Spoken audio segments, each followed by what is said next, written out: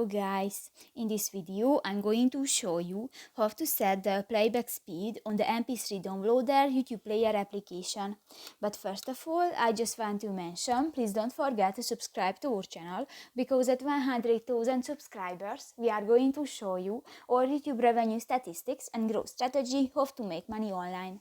So let's jump into it. First of all, open the application on your device.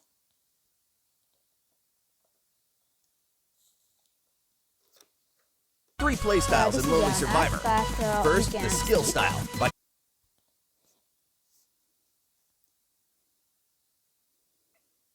So click to the three lines at the upper left corner of the screen, and here you can find the playback speed button under the equalizer option, and here you can add the playback speed, and if you don't, click to the OK button and done. So that's pretty much it for this video guys. See you in the next one. Bye bye.